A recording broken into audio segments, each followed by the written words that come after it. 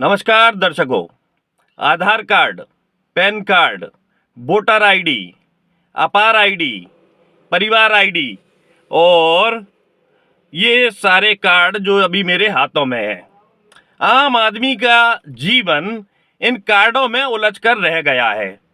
हम ration card की बात अभी नहीं करेंगे और इसके अलावा भी बहुत सारे कार्ड, क्रेडिट कार्ड आदि इत्यादि होते हैं, उनकी भी बात नहीं करेंगे।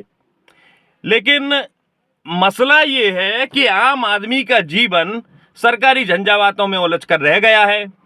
आज प्रधानमंत्री मोदी जी को जब मैं सुन रहा था तो प्रधानमंत्री मोदी जी कह रहे थे कि हमने व्यवस्था की है कि लाभार्थियों के घर तक जाकर सरकारी योजना का लाभ दिया जाएगा और दिया जा रहा है क्योंकि ये अमृतकाल है। लेकिन क्या वाकई ऐसा हो रहा है? इसी मसले पर चर्चा के लिए हमारे साथ आज स्थानीय पत्रकार राजवर्धन सिंह मौजूद हैं, जिन्होंने आधार कार्ड और अपार आईडी का मसला पिछले दिनों उठाया। क्या मसला है राजवर्धन जी, आपने उठाया था पिछले दिनों आधार कार्ड को लेकर, क्या समस्या आ रही है हम लोगों को? वन नेशन और वन स्टूडेंट को लेकर सरकार ने एक अच्छी पहल की है। भारत सरकार की शिक्षा विभाग ने ये किया है कि अब बच्चे को एक ही कार्ड बनेगा और अपार आईडी होगी, उसका नाम होगा, उसमें सारी व्यवस्थाएं उसकी रहेंगी, बच्चे की एक पहचान होगी वो पूरे देश में। माफ कीजिएगा राजवर्धन जी, मुझे यहाँ थोड़ा सा इंटरप्ट करना पड़ेगा। आपने कहा कि एक ही कार्ड होगा, सरकार ने ऐसी व्यवस्था की है बच्चे के लिए, तो क्या Aadhaar card, PAN card, voter ID और ये इतने सारे कार्डों का क्या होगा फिर? नहीं, शिक्षा के दृष्टि से उनका जो जीवन काल रहा है शिक्षा उसमें मुझे लगता है जहां तक सारी व्यवस्थाएं उस कार्ड के अंदर होंगी। जहां तक मेरा अनुमान है कि ये एक कार्ड और बढ़ गया है आम इंसान के जीवन में। जी बिल्कुल। जो पहले से कार्डों की एक लाइन लगी हुई थी, उसमें एक कार्ड और बढ़ा दिया जिसका नाम रखा गया है अपार आईडी। अभी अपार आईडी से कैसे पार पड़ेगी, आप थोड़ा सा विस्तृत तौर पर बताएं तो बेहतर होगा। फिलहाल में तो देखा जाए तो अपार आईडी की व्यवस्था को लेके सरकार ने व्यवस्था तो बना दी है, लेकिन उसकी मॉनिटरिंग के लिए मेरे पास तो मुझे समझ में नहीं आता। जो पालक हैं बच्चों के, वो बेहद दुखी हैं और बेहद परेशान हो रहे हैं, क्योंकि उन्होंने आधार कार्ड को उसमें लिंक किया है और आधार कार्ड में संशोधन हो नहीं पा रहा है।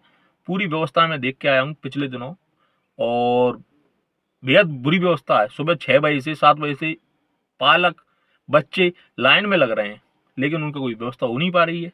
कैसे होगा संशोधन आधार कार्ड में? अच्छा, आधार कार्ड को लेकर जहां तक मेरी जानकारी है, कुछ गिने चुने सेंटर हैं। जी, आपने जैसा कि मुझे बताया था, उन गिने चुने सेंटर्स पर भी कई सारी ऐसी परेशानियों को झेलना पड़ रहा है आम लोगों को, जिन्हें बताया जाना मुश्किल है। कहीं बताया जाता है कि ज्यादा छोटे बच्चे होंगे उनके आधार कार्ड यहाँ नहीं बनेंगे। जी बिल्कुल। कहीं बताया जाता है कि बड़ों के आधार कार्ड नहीं बनेंगे। कहीं किसी सेंटर पे कहा जाता है कि जन्म तिथि अपडेट होना मुश्किल है इस कागज से। कहीं बताया जाता है कि नाम में संशोधन होना, उसके लिए अलग शर्तें हैं। ये इतनी विभिन्न प्रकार की शर्तें क्यों? क्योंकि कुछ दिनों पहले मैं भी आधार कार्ड अपडेट कराने के लिए गया था, जहां मुझे ये बताया गया कि जन्म तिथि अपडेट पैन कार्ड से नहीं होगी, यानी कि भारत सरकार का ही ये पैन कार्ड है जिसे इनकम टैक्स विभाग जारी करता है। बिल्कुल। अब इनकम टैक्स विभाग पर जन्म तिथि दी गई है, इसमें जैसा कि जन्म तिथि दी जाती है इसमें इनकम टैक्स विभाग के इस कार्ड पर। अब इस इनकम टैक्स विभाग के, भारत सरकार के विभाग के कार्ड को आधार कार्ड वाले मानने से मना कर देते हैं। कहते हैं कि ये जन्म तिथि वैलिड नहीं मानेंगे, आप नगर पालिका का जन्म प्रमाण पत्र लेकर आइए, तब ये माना जाएगा कि आपकी जन्म तिथि ये है। तो ये कैसी व्यवस्था है? नगर पालिका में तो जन्म प्रमाण पत्र बहुत आसान बात होती है, कोई भी जाएगा, किसी का भी बन सकता है। देखिए, आप उसके लिए तो बहुत सारी चीज़ें हैं। अस्पताल का जन्म प्रमाण पत्र अलग होता है और आप एसडीएम कार्यालय में जाएंगे तो वहाँ से जन्म प्रमाण पत्र भी कोई भी बनवा सकता है। तो बहुत सारी दिक्कतें हैं और बहुत परेशानियां हैं इस विषय को लेकर। तो अच्छा, एक और खास बात पे मैं फोकस करना चाहूँगा। जब मैंने उनसे ये कहा कि यदि किसी व्यक्ति का जन्म सन 52 का है, उस समय तो मध्य प्रदेश नहीं था जी, तो फिर उसका जन्म प्रमाण पत्र कैसे बनेगा?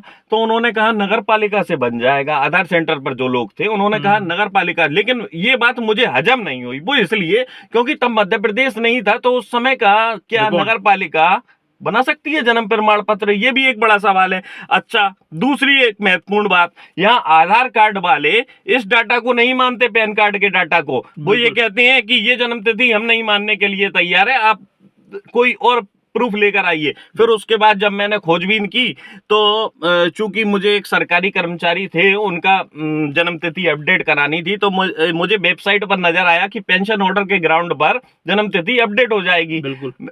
जब मैंने आधार कार्ड सेंटर पर जो लोग थे उनसे बात की तो उन्होंने मुझे बताया कि ऐसा हम नहीं कह सकते, इस बारे में हमें कोई जानकारी नहीं है, हमें अपने सीनियर से बात करना पड़ेगी।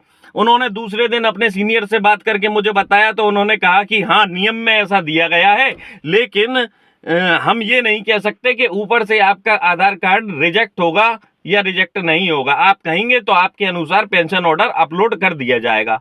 मैंने उन्हें कहा कि आप पेंशन ऑर्डर अपलोड कीजिए, अगर रिजेक्ट होगा तो हमारी जिम्मेदारी होगी।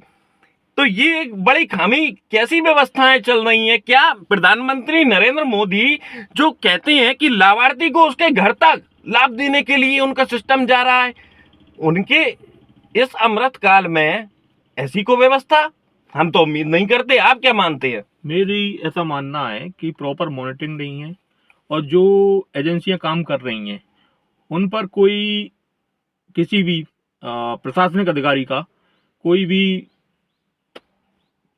मतलब ये कहें आप, बिल्कुल बेहिसाब काम कर रही हैं वो। तो आज आप देखेंगे वहां जाकर सेंटरों पे, वहां सिर्फ निम्न वर्ग, गरीब वर्ग या मध्यम वर्ग, वो आदमी परेशान हो रहा है। मुझे नहीं लगता अपार आईडी के धनाढ़ वर्ग के बच्चों की नहीं बनेगी, उनकी भी बनेगी ना। उनके आधार कार्ड में भी संशोधन होगा। उनके आधार कार्ड कैसे अपडेट हो जाते हैं और कितनी जल्दी हो जाती हैं, ऐसा क्यों है? एक नई कहानी आपको सुनाता हूँ। वो ये कि ये मेरे पास में एक पैन कार्ड है, ठीक है।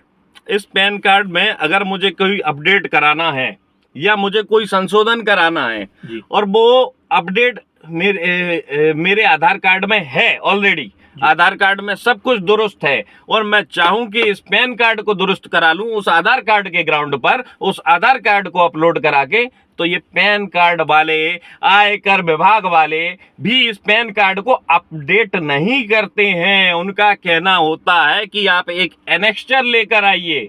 ये एनेक्स्चर का भी सिस्टम बड़ा अजीबोगरीब है। आप एनेक्स्चर का फॉर्म भरिए पैन कार्ड अपडेट कराने के लिए। अब उस एनेक्स्चर के फॉर्म में आपको एक गजेटेड ऑफिसर से अटेस्ट कराना पड़ेगा, यानी उसकी सत्यापित कराना पड़ेगा। बात केवल इतनी ही सीमित नहीं है।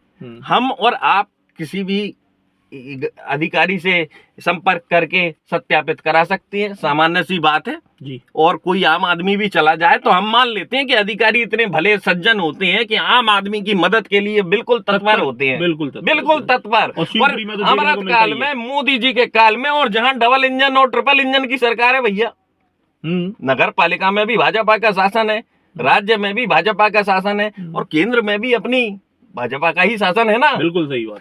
तो लेकिन एक पेचीदगी और खामी आप सुनिए, वो एक एनेक्स्चर के साथ में शर्त ये लगाई गई है कि आपको जिससे सत्यापित कराया है आपने एनेक्स्चर, उसके साथ में संबंधित अधिकारी की आई कार्ड की प्रतिलिपि और लगानी होगी।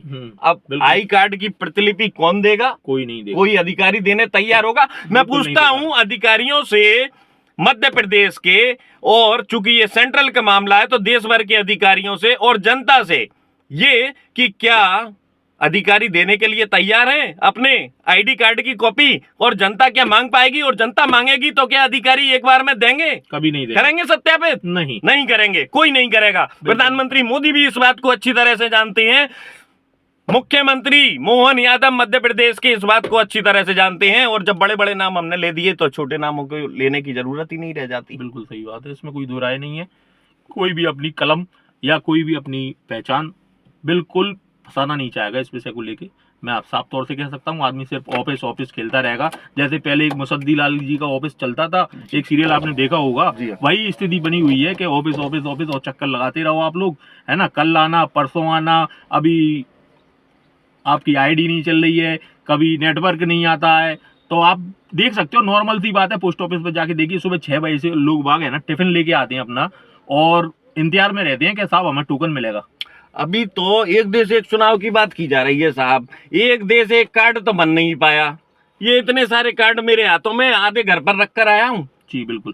तो जब एक देश एक कार्ड नहीं कर पाए, कभी इस कार्ड का डाटा लीक होने की खबर आती है, कभी उस कार्ड का डाटा लीक होने की खबर आती है, और फिर कहते हैं कि एक देश और एक चुनाव हो जाएगा। कांग्रेस नेता रणदीप सुरजेवाला ने दिल्ली हाईकोर्ट में अपील दायर की है और चुनाव आयोग से हरियाणा और महाराष्ट्र की वोटर लिस्ट मांगी है। साहब ने उत्तर देने के लिए ही 3 महीने का समय मांग लिया।